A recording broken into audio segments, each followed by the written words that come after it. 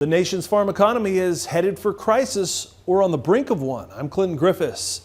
That's what an overwhelming majority of corn growers across the U.S. recently told a survey that was conducted by the National Corn Growers Association.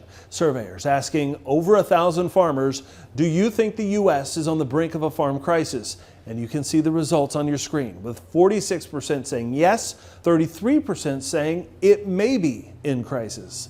Ag Day's Michelle Rook joins me. Michelle, it's clear the financials are weighing on producers' minds. Yeah, that's true, Clinton, especially with cash corn prices under $4 in many areas of the Corn Belt and high input costs.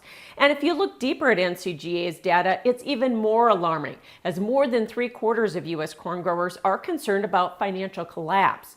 Now, while they say it isn't to the level of the 1980s farm crisis, it could quickly get to that level without a major jolt in demand.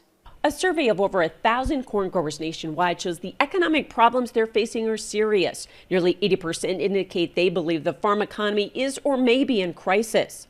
I mean, right now, agriculture is just in a bad situation, a bad time. In fact, 65% of corn growers surveyed say they're more concerned about their farm financials now than they were a year ago.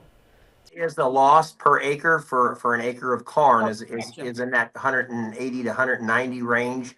I mean, when you start looking at input costs, fertilizer, chemicals, seed, and then there is no place to go right now with the prices. We need to have higher markets.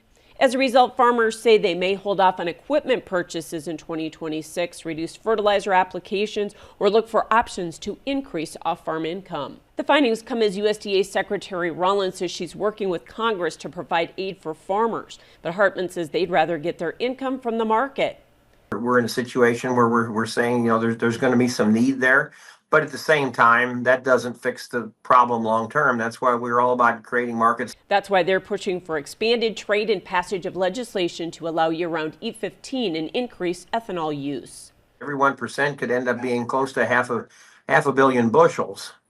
So if you would get it all the way to E15 in a few years, we could get up to over 2 billion bushels of corn and be going into ethanol. But until that demand kicks in, net cash receipts show the largest 3-year decline in history, and USDA is projecting record crops, which can't be offset by demand.